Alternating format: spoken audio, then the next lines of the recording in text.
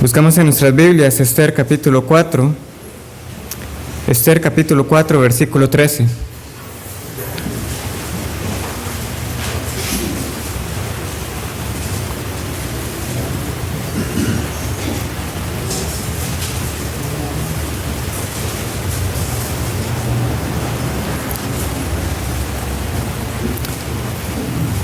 Esther capítulo 4, versículo 13, y dice de esta manera: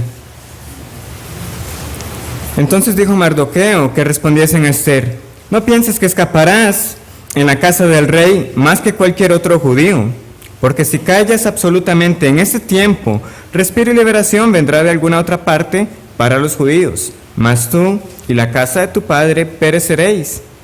Y quién sabe si para esta hora has llegado al reino.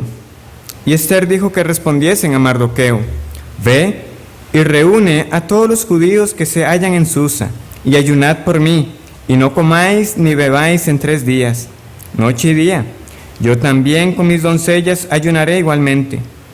Y entonces entraré a ver al rey, aunque no sea conforme a la ley. Y si perezco, que perezca. Entonces Mardoqueo fue e hizo conforme a todo lo que le mandó Esther. El libro de Esther ha tenido sus momentos, podemos decirlos cómicos o humorísticos, en la forma en que se nos ha descrito el reino de Persia. Para quienes no nos han podido acompañar en estas noches recientes, hemos empezado un estudio sobre el libro de Esther y ya vamos por el capítulo 5. Y al inicio, el reino, aunque es presentado en todo su poder y majestad, es también un reino del cual puede ser resistido. Y esa es la trama que se va desarrollando, porque vamos a ver que el pueblo judío cae en una situación terrible. Un edicto irrevocable de muerte ha salido en el reino.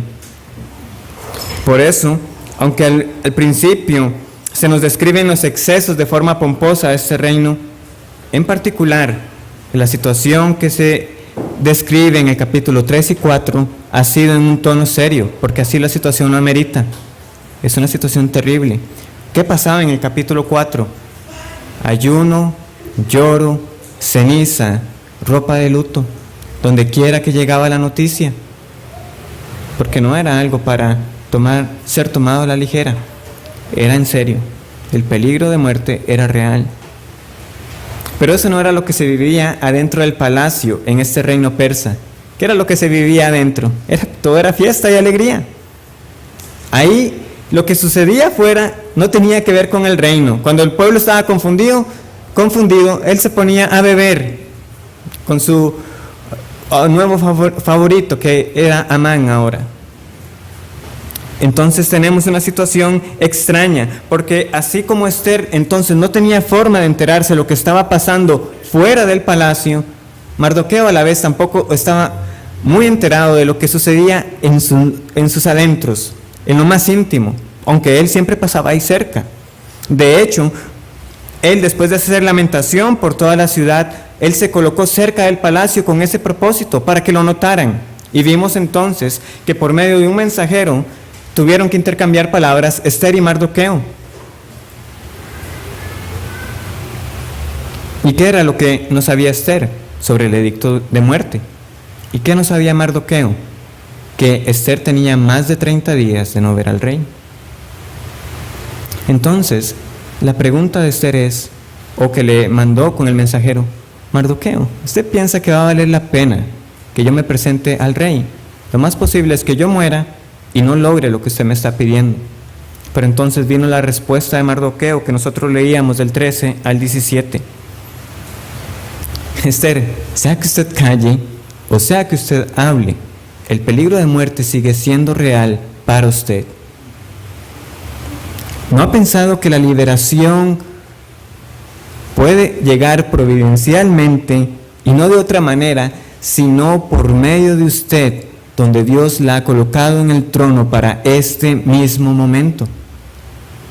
Y es esa confrontación que quita toda duda de Esther, porque lo de Esther no era miedo, era duda de la efectividad de presentarse, porque la respuesta de ella es: lo voy a hacer, y si muero, que muera. Mardoqueo comunica el ayuno al pueblo, porque ya no hay duda que ella actuará. El versículo 17 dice, él se fue e hizo conforme a todo lo que mandó Esther. Y eso no es lo popular en nuestros días. Nosotros demandamos el favor de Dios para muchas cosas, que nos conceda aquello, que nos conceda lo otro, pero en ocasiones la petición que nosotros deberíamos tener delante de Dios es: quita lo que tenga que quitar para acercarnos a ti. Si es necesario esta situación de peligro de muerte para que el pueblo se postre en ayuno y oración, que lo mande. Y si es necesario para que sus hijos actúen con la convicción de que la respuesta última no es la voluntad humana, ni tampoco de las autoridades que Él mismo ha puesto sobre nosotros, sino que la respuesta está enteramente en el cetro del eterno Rey omnipotente. Y hubo una gran carga en mi ser por este sermón la semana pasada, como quizás fue evidente, no solo por el hecho de que lo tenía planeado desde hace meses, sino por el peso de lo que quería transmitir. Por eso, antes de que hayan tenido una idea equivocada, aquí va de nuevo. Hay algo que sí hay que rescatar. Es cierto que no todos los días uno toma decisiones de vida o muerte al estilo de la decisión que tuvo que tomar Esther. ¿Cuánto tiempo tuvo que pasar para que llegara este momento? 9 años. 9 años. Pero eventualmente llegó.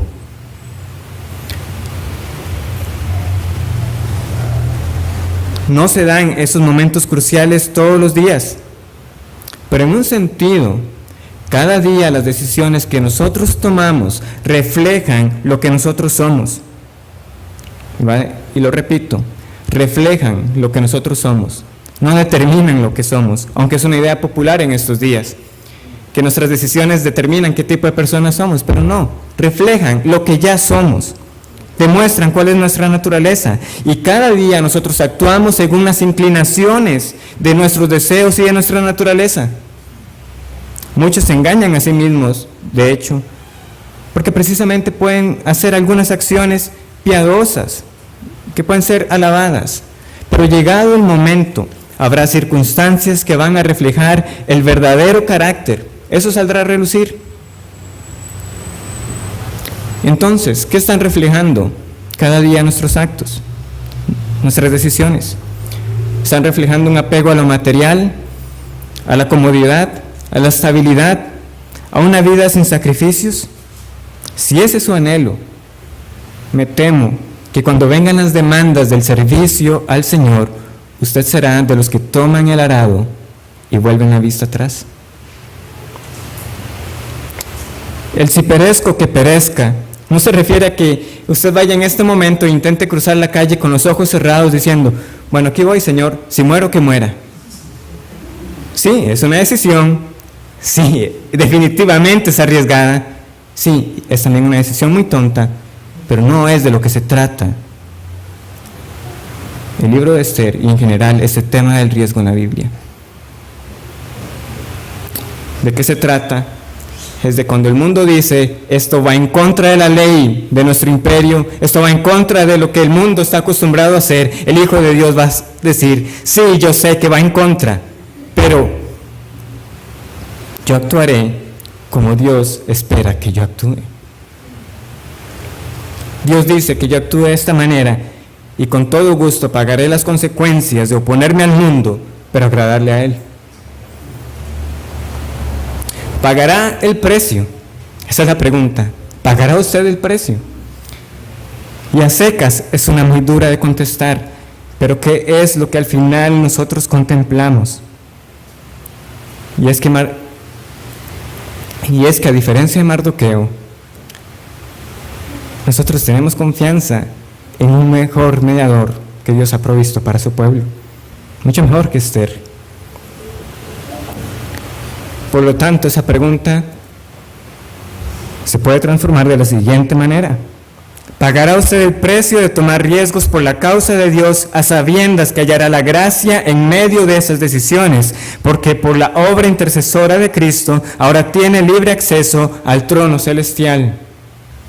Pagará el precio de tomar riesgos por la causa de Dios, a sabiendas que hallará la gracia en medio de esas decisiones, porque por la obra intercesora de Cristo ahora tiene libre acceso al trono celestial.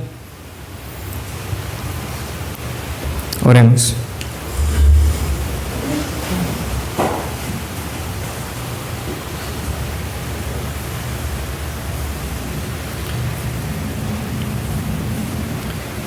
Padre, no sabemos el resultado ni lo que nos depara el futuro, pero en todo momento debe ser nuestro anhelo actuar, y todo lo que hagamos sea para tu gloria. Y no sabemos qué deparará el futuro a causa de vivir como tú exiges que vivamos, pero de algo sí estamos seguros, y es que tu gracia no faltará para esos momentos. Que veamos hoy en tu palabra esa gracia en medio de esas circunstancias que, al igual que Esther, muchos de nosotros enfrentaremos cuando tendremos que actuar en oposición a lo que el mundo ha establecido. En el nombre de nuestro Señor Jesucristo. Amén. Esta noche solo vamos a estudiar los primeros 8 versículos del capítulo 5 de Esther. El plan original era todo el capítulo, pero viéndolo bien, lo que sucede a partir del versículo 9 en adelante hasta el 14 encaja mejor con el capítulo 6. No fue una decisión sencilla. Muchos comentaristas y predicadores han escogido otra manera de presentarlo, pero vamos a hacerlo así. Hoy vamos a ver los primeros 8 versículos como el resultado de esa decisión que Esther tuvo que tomar. Y la otra semana sí vamos a ver entonces qué pasa después en medio de esos 2 banquetes. Los 3 momentos principales que nosotros vemos en estos 8 versículos son los siguientes. Primero, Esther se presenta ante Asuero, es lo que todos estamos esperando. Esther se presenta ante Asuero. En segundo lugar, Esther invita a Asuero a un banquete. Esther invita a Asuero a un banquete. Y en tercer lugar, Esther invita a Asuero y Amán a un segundo banquete. Entonces veamos el primer punto. Esther se presenta ante Asuero, versículo 1. Aconteció que al tercer día se vistió Esther su vestido real y entró en el patio interior de la casa del rey, enfrente del aposento del rey, y estaba el rey sentado en su trono en el aposento real, enfrente de la puerta del aposento. Entonces, como era de esperarse, eso inicia a los 3 días. Entonces, al tercer día, parece que Esther iba a cumplir ese tercer día del ayuno ese mismo día, mientras el pueblo todavía continuaba ayunando. Ella se iba a presentar ante Asuero. Y como nosotros vemos, inicia diciendo que ella se vistió su vestido real. Ella supo cómo presentarse, y en general esta va a ser la tónica en estos versículos. Esther ha tramado un plan para decirle a Asuero lo que tiene que decirle. No es algo aventurado, sino que lo planeó muy bien. ¿Por qué? Porque, como dijimos la semana pasada, no podíamos ignorar el hecho de que ella iba a ayunar por varios días y que ese ayuno iba a tener consecuencias en ella también. Y Asuero es un hombre que juzga por la apariencia superficial. Pero ella no se iba a presentar, porque era una alternativa, presentarse ante Asuero en un modo trágico, vestida de luto, con la cara demacrada. Asuero, ha sucedido algo terrible. Era una alternativa, pero eso no iba a funcionar con un rey que solamente le gustaba lo vistoso y lo bonito. El ayuno lo guardó para sí, ella se vistió de forma real y llegó el momento de presentarse. ¿Y qué cambios o qué contraste con este reino? Primero Vasti, que la llaman y no se presenta, es destituida. Ahora Esther, que llega sin que la llamen y puede perder su vida. Realmente un reino contradictorio. Era tan real el peligro de muerte que en efecto hay hallazgos en lo que fue este imperio, de que había incluso un verdugo con el hacha ya preparada para él mismo finiquitar a las personas que se habían presentado sin ser llamadas.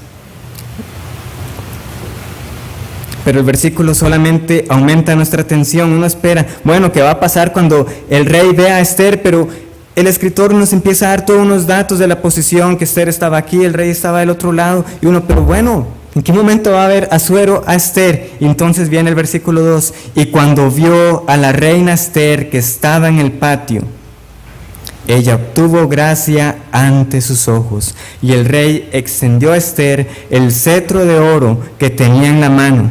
Entonces vino Esther y tocó la punta del cetro.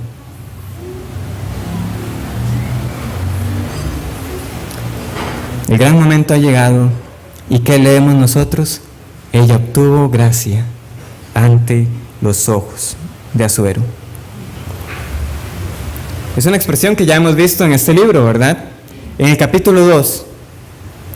No es la misma del versículo 9 del capítulo 2, cuando Hegai dice que agradó a sus ojos y halló gracia delante de él. Es una palabra ligeramente distinta. En el versículo 9 del capítulo 2, ahí era la palabra Gesed, que hemos estudiado en varias ocasiones, que se refiere a la fidelidad de Dios hacia su pueblo. Pero en el versículo 15 del capítulo 2, nosotros leemos que ganaba Esther el favor de todos los que la veían. Versículo 15 del capítulo 2, ganaba el favor de todos los que la veían. Es esa misma expresión que ahora tenemos en el versículo 2 del capítulo 5, y halló gracia ante sus ojos. Y en efecto, esta palabra es también usada fuera de Esther en relación a Dios y su trato con el pueblo. En Génesis, muchas veces, cuando las personas decían que habían hallado el favor de Dios, es esta palabra que aquí tenemos como gracia. Y uno de los versículos más conocidos que la usa es Éxodo 33:19. Es Dios hablándole a Moisés: yo haré pasar todo mi bien delante de tu rostro, y proclamaré el nombre de Jehová delante de ti, y tendré misericordia del que tendré misericordia, y seré clemente para con el que seré clemente. Gracia. Sí, nosotros entendemos acá que es Asuero de quien se dice esto, pero es que no podemos ignorar que hallar gracia delante de los enemigos y en general de las personas, el que uno halle favor de las personas, eso es gracia de Dios. Es una oración válida, que cuando uno va a hablar con alguien, Señor, dame gracia delante de los ojos de esa persona. Y nosotros podemos respirar un poco tranquilos acá. Esther no va a morir, o al menos no en este momento. Ella ha hallado gracia y Asuero ha extendido su cetro. Y las palabras de Asuero lo confirman. Versículo 3. Dijo el rey: ¿qué tienes, reina Esther? ¿Y cuál es tu petición?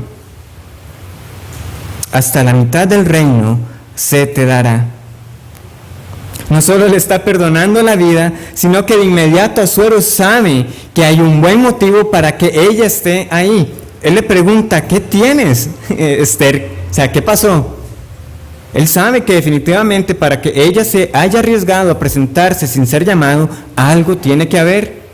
Pero le deja ver que está en la mejor disposición para conceder la petición que ella traiga. Esther no le ha dicho que tiene una petición, pero es que Asuero sabe, es que algo va a pedir, por algo ha llegado hasta acá. Y entonces le dice, hasta la mitad del reino se te dará. Es una expresión de generosidad. No hay que tomarla estrictamente en ese sentido. Es una expresión que nosotros también leemos en Marcos 6:23, cuando Herodes le promete a la hija de Herodías lo que quiera demandar. Viene la hija de Herodías, le hace un baile, el rey queda complacido. Pide lo que quieras, hasta la mitad del reino se te será dado. Lamentablemente en ese caso la petición era la cabeza de Juan el Bautista, que fue cumplido. Pero la idea es que el rey está con ganas de cumplir lo que le pidan, hasta la mitad del reino, en un sentido figurado. Y entonces viene la pregunta, ¿qué va a hacer Esther? Había planeado Esther el otro escenario, porque ella sabía que podía morir, pero había pensado bien ella qué iba a decir en caso de que no muriera. Y eso nos lleva entonces al segundo momento determinante en la historia, cuando Esther invita a Asuero y a Amán a un banquete. Vemos aquí entonces la invitación, que dice el versículo 4, y Esther dijo, si place al rey, vengan hoy el rey y Amán al banquete que he preparado para el rey. Si place al rey, vengan hoy el rey y Amán al banquete que he preparado para el rey. Por supuesto, la petición no es que vayan al banquete, sino que el banquete va a ser la ocasión donde ella va a comunicar la petición. El rey tiene eso muy claro, es una norma de protocolo, de etiqueta incluso. Y la invitación de Amán es algo que también debe sorprendernos. Esther está planeando un banquete con el mismísimo enemigo de los judíos, con el que ha dictado la muerte de todos ellos. Se requiere valor para hablar, para tener una cena con el que ha planeado su propia muerte. Amán y Asuero. Aparte, nosotros ya hemos visto que los banquetes estaban como una de las actividades preferidas en este reino. ¿Cómo iniciaba esto? Con 6 meses de puros banquetes. Entonces, era una buena forma para llegarle al rey Asuero. ¿Y cómo va a responder Asuero a esta invitación? En versículos 5 y 6, respondió el rey, daos prisa, llamad a Amán para hacer lo que Esther ha dicho. Vino, pues, el rey con Amán al banquete que Esther dispuso. Y dijo el rey a Esther en el banquete, mientras bebían vino, ¿cuál es tu petición? Y te será otorgada. ¿Cuál es tu demanda? Aunque sea la mitad del reino, te será concedida. La disposición y el ánimo de Asuero parecen estar al tope. Se entera de la invitación, llámenme a Amán de una vez, hay que atender a lo que Esther está pidiendo. Todo deja ver de que realmente ha sido concedida esa gracia a Esther. No debe dejar de sorprendernos. Han pasado 30 días de que no la quería ni ver. Y ahora, vamos rápido. Hay que estar con la reina. Qué impresionante el cambio que estamos viendo en la disposición de Asuero. Pero él lo tenía muy claro. Esto era solo una invitación. Hay algo que Esther no me ha dicho. Y le vuelve a recalcar Esther, y esta vez de forma doble. ¿Cuál es tu petición y te será otorgada? ¿Cuál es tu demanda? 2 veces. 2 veces se lo hace ver y nuevamente repite esa expresión de generosidad. Aunque sea la mitad del reino, te será dada. Para dar la confianza a Esther de que hable y que diga lo que tiene que decir. Y esto entonces nos lleva al tercer momento. Esther invita a Asuero y a Amán a un segundo banquete. A un segundo banquete. Veamos entonces la respuesta de Esther, versículos 7 y 8. Entonces respondió Esther y dijo: mi petición y mi demanda es esta: si he hallado gracia ante los ojos del rey, y si place al rey otorgar mi petición y conceder mi demanda, que venga el rey con Amán a otro banquete que les prepararé, y mañana haré conforme a lo que el rey ha mandado. Entonces, esto es importante. El rey se dirigió a ella de forma doble. ¿Cuál es tu petición y tu demanda? ¿Cómo responde Esther? Mi petición y conceder mi demanda. Otorgar mi petición y conceder mi demanda. Ella también responde de forma doble. Esto es importante porque hay quienes han tratado de separar la petición de la demanda, pero realmente es la misma. Solamente fue que el rey preguntó de forma doble: Esther, ¿cuál es su petición? ¿Cuál es su demanda? Pero sigue siendo la misma.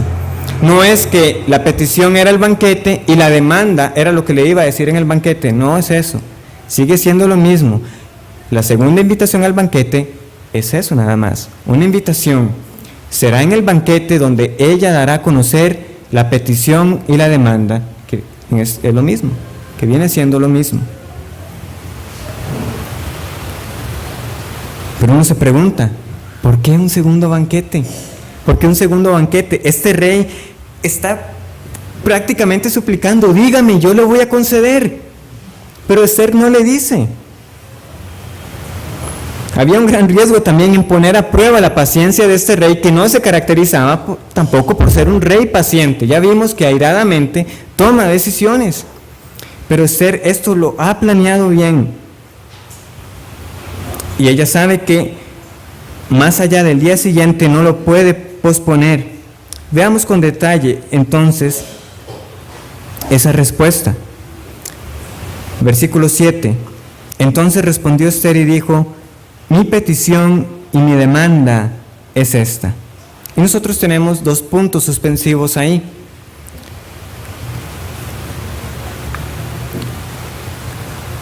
Lo curioso es que en el versículo 8 ella de nuevo va a decir: y si place al rey otorgar mi petición y conceder mi demanda. Parece que Esther, en el momento que justamente le iba a decir a Asuero, ella se detiene. Entonces, en vez de esos 2 puntos, nosotros podemos ver unos puntos suspensivos o un signo de pregunta: mi petición y mi demanda. Y Asuero, cuando piensa que se lo va a decir, ella le vuelve a cambiar. ¿Y cómo le dice ahora? Si he hallado gracia ante los ojos del rey. Definitivamente quiere capturar la curiosidad de ese rey. ¿Qué es lo que me va a decir? Y parece que ya se lo va a decir. Un momento. Si realmente he hallado gracia delante de usted, y si usted va a conceder mi petición, si va a conceder mi demanda. Quiere sembrar la intriga y a la vez quiere hacerle ver al rey que tampoco es nada trivial lo que le va a comunicar. Lo que le voy a decir no es algo que se puede decir a la ligera. Recordemos que en parte Asuero es responsable por haber firmado ese decreto. Y entonces ella le dice: si he hallado gracia. Es la misma palabra del versículo 2, pero ahora es en un sentido pasivo. Si realmente yo he ganado la gracia ante usted, rey Asuero, y si usted le place conceder mi petición y conceder mi demanda, que venga el rey a otro banquete que les prepararé, y mañana haré conforme a lo que el rey me ha mandado. O sea, si es cierto que he hallado gracia, si es cierto que usted está en la mejor disposición para cumplirme, si es cierto que sería capaz incluso de darme la mitad del reino, venga mañana a un banquete y yo le diré lo que le tengo que decir.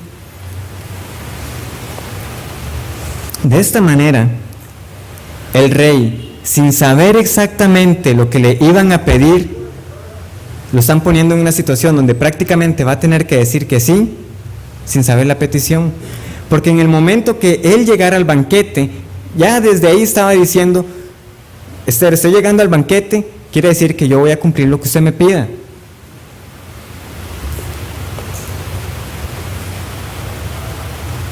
El llegar al banquete prácticamente era decir que sí a una petición que él no conocía. Y veamos cómo se invierten los papeles de un momento a otro en la respuesta de Esther. Es ella la que tiene una petición, pero cómo termina ella diciendo: y mañana haré conforme a lo que el rey ha mandado. Ahora es Esther la que va a cumplir una demanda de parte del rey, porque el rey prácticamente le está pidiendo: pídame algo. ¿Está bien? Mañana yo voy a hacer como usted me está diciendo y le voy a tener una demanda y una petición. Prácticamente se han invertido los papeles. ¿Qué giro se ha dado? Y es un gran ejemplo sobre la importancia de saber decir lo apropiado en el momento apropiado. Fue arriesgado pero efectivo. Porque veamos, Amán no va a tener tiempo para investigar de qué se trata la petición de Esther. Porque definitivamente Amán puede sospechar algo, pero no va a tener tiempo. Es al día siguiente. No va a tener más chance de nada. O tampoco Asuero va a tener el tiempo para llamar a sus consejeros y que lo instruyan sobre cómo actuar. Mañana en el banquete, cuando Esther le presente la petición, no hay mucho tiempo. Y aunque esto evidencia que Esther así lo había planeado, el hecho que haya un plan no quita lo providencial de la intervención divina en estos versículos. No solamente porque Esther haya hallado gracia, sino por la petición de un segundo banquete. ¿Por qué? Porque como nosotros vamos a ver, entre esa noche y mañana siguiente va a pasar de todo entre Amán y Mardoqueo. Dios tiene un propósito en esa manera en que Esther procedió. ¿Por qué? Veamos brevemente la primera parte del versículo 9. Y salió Amán aquel día contento y alegre de corazón. Amán está feliz, ni sospecha lo que él espera. Él está contentísimo. Pero lo que se va a venir es el duelo final entre él y Mardoqueo. Y no lo sospecha. Como nosotros vamos a ver, si el Señor lo permite, la otra semana, no va a quedar de otra que reírse de Amán. Ni la más mínima sospecha. ¿Y esto qué nos dice también? Que en 5 años Esther ha sabido mantener su nacionalidad oculta y su parentela oculta. Han sido 5 años desde que Mardoqueo le dio esa instrucción. ¿Y qué está pasando? Ni Amán ni Asuero sospechan de que Esther es judía. Amán no ha podido conectar los puntos de por qué Mardoqueo siempre ha sido cercano a Esther.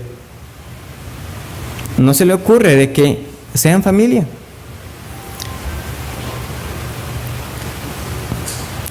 Nosotros cuestionamos ese consejo de Mardoqueo. Definitivamente no es la forma en que estamos mandados a comportarnos, ocultando quiénes somos. Pero eso ha sido usado por Dios. Y ha sido una gracia de Dios de que Esther haya podido mantener su nacionalidad oculta por tanto tiempo. Y ha sido también intervención divina que Amán no haya podido siquiera pensar en la posibilidad de que Esther y Mardoqueo sean familia. Eso es el Señor nublando el entendimiento de los enemigos.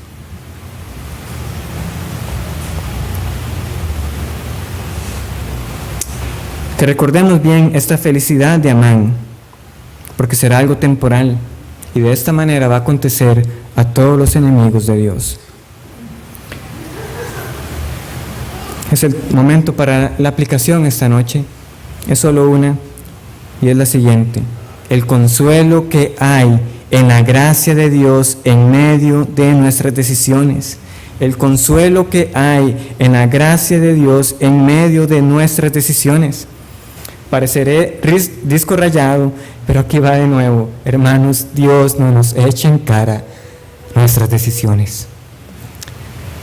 No las restriega. Porque entonces la pregunta que debemos plantear no es tanto si hemos tomado las mejores decisiones o las malas decisiones. La consideración que debe estar en nuestra mente es: ¿estoy tomando estas resoluciones porque me consume la gloria de Dios ¿O simplemente estoy procurando una vida tranquila?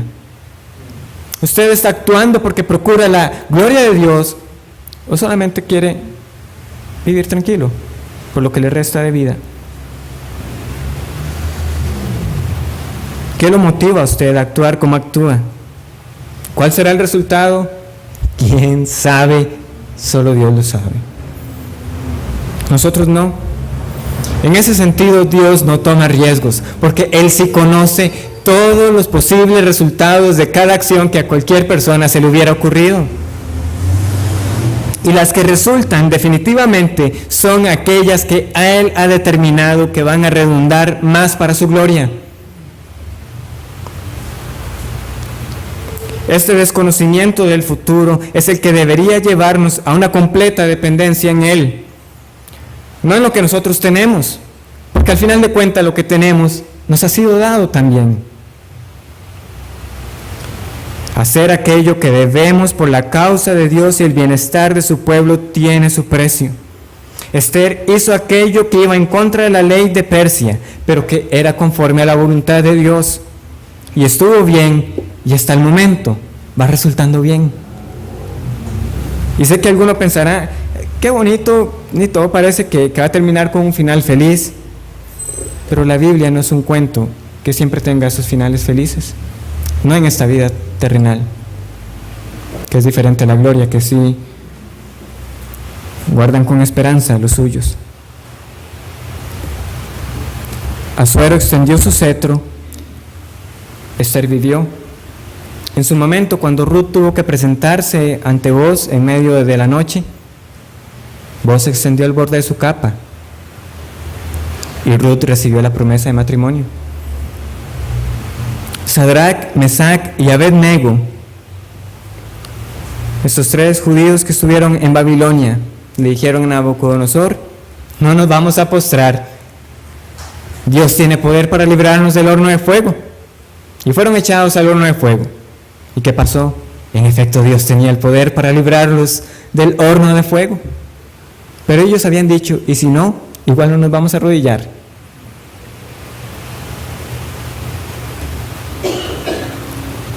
Pero por ejemplo, David ayunó 7 días por el bebé que ya le habían dicho que iba a morir y clamó a Dios. El bebé murió. Era una muerte que ya estaba determinada. No siempre parece terminar de esa manera. Busquemos Hechos capítulo 20. Hechos capítulo 20.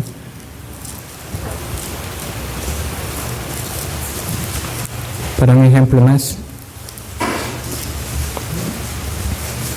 Hechos capítulo 20.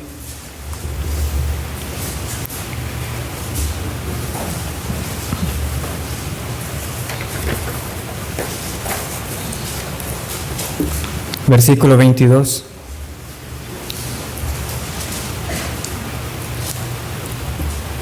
Dice de esta manera. El contexto es Pablo hablando a estos hermanos, de los cuales se está despidiendo. Son palabras duras. Él les está diciendo, es posible que ustedes no me vuelvan a ver. Es posible que en medio de ustedes se levanten lobos rapaces. Al final van a haber lágrimas. No es sencillo lo que Pablo tiene que decirles. Pero esto es lo que él dice respecto a él. Versículo 22. Ahora, he aquí, ligado yo en espíritu, voy a Jerusalén, sin saber lo que allá me ha de acontecer, salvo que el Espíritu Santo por todas las ciudades me da testimonio, diciendo que me esperan prisiones y tribulaciones. Pero de ninguna cosa hago caso, ni estimo preciosa mi vida para mí mismo, con tal que acabe mi carrera con gozo, y el ministerio que recibí del Señor Jesús para dar testimonio del Evangelio de la gracia de Dios. Pablo lo tiene muy claro. Yo no sé qué me va a pasar. Bueno, en parte sí, tribulaciones y prisiones.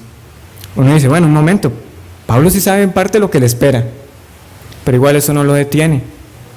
Sabe parte, pero no sabe todo lo que le va a acontecer. Era como Esther, Esther tenía muy claro que la muerte era una posibilidad real cuando ella se presentara. Pablo tiene claro que lo más probable van a ser prisiones y tribulaciones. Pero había que hacer lo que tenía que hacer. ¿Con qué propósito? Para terminar esta carrera de la mejor manera. Y de eso se trata. Tenemos que hacer lo que debamos hacer para terminar esta carrera de la mejor manera, en el ministerio que Dios nos haya dado, con los dones que el Espíritu nos haya dado. Hay que hacer lo que debemos hacer, cueste lo que vaya a costar, pero debemos dar testimonio del Evangelio de la gracia de Dios. Esa gracia que usted dice que le ha salvado, pues dé testimonio de ella, sin importar las consecuencias.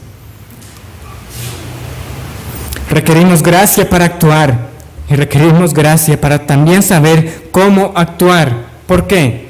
Porque durante los días que Esther estuvo en ayuno y oración, ella planificó cómo se iba a presentar al rey, cómo le iba a hablar. De la misma manera Pablo, él no dijo, bueno, me esperan prisiones y tribulaciones, una vez que me atrapen, pues ya me puedo dar por satisfecho. No fue ese el pensamiento de Pablo. Aún estando en prisiones, él aprovechó eso como una oportunidad para dar testimonio del Evangelio de la gracia de Dios. Él dice en Filipenses, quiero que sepáis, hermanos, que las cosas que me han sucedido han redundado más para el progreso del Evangelio, de tal manera que mis prisiones se han hecho patentes en Cristo en todo el pretorio y a todos los demás. Y la mayoría de los hermanos, cobrando ánimo en el Señor con mis prisiones, se atreven mucho más a hablar la palabra sin temor. Algunos a la verdad predican a Cristo por envidia y contienda, pero otros de buena voluntad. Los unos anuncian a Cristo por contención, no sinceramente, pensando añadir aflicción a mis prisiones. Pero los otros por amor, sabiendo que estoy para la defensa del Evangelio. ¿Qué pues? Que no obstante, de todas maneras, o por pretexto, o por verdad, Cristo es anunciado, y en esto me gozo, y me gozaré aún.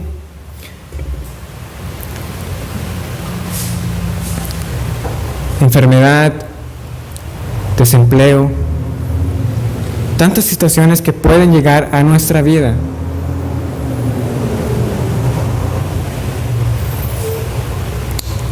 Hay oportunidad para dar testimonio de la gracia de Dios en medio de ellas.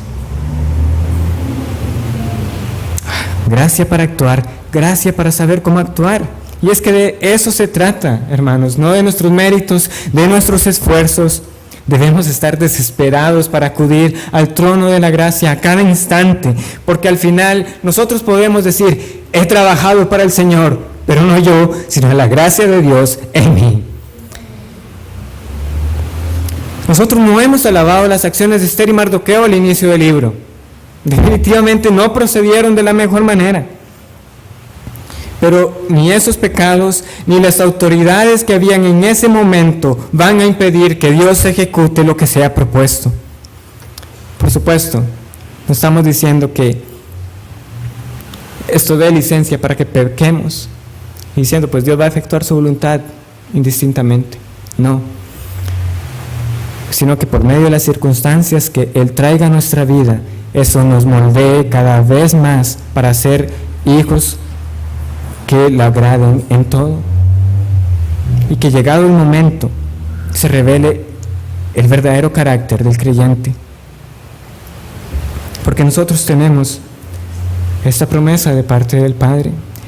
Él conoce nuestros anhelos, nuestras debilidades, nuestros pecados, que queremos aquello o lo otro, pero Él como Padre dice, yo sé lo que usted realmente necesita. Nosotros solemos decir que las respuestas de Dios a la oración son sí, no y espera. Está bien, pero en un sentido Dios siempre contesta las oraciones, y cada respuesta de Él siempre será muchísimo mejor de lo que nosotros merecemos. ¿Por qué?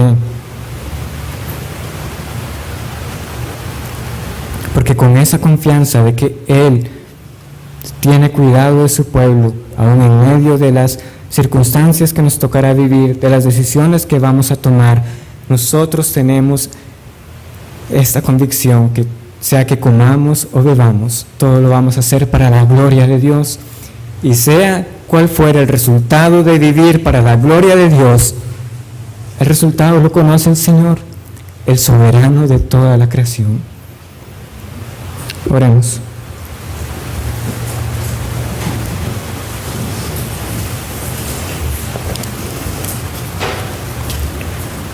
Oh Padre, cuánto nos maravillamos de tu gracia. Tu pueblo en ayuno y en oración, y diste gracia a Esther en ese momento de presentarse ante el rey Asuero. Y esa es nuestra paz, saber que no estamos en manos de nuestros enemigos del mundo, sino para los que son tus hijos, bajo tus manos protectoras. Oh Señor, no sabemos qué nos espera, pero como dijimos al inicio, sí sabemos que tu gracia no faltará. Oh Padre, que acabemos esta carrera bien, dando testimonio de ese Evangelio salvador. En el nombre de nuestro Señor Jesucristo.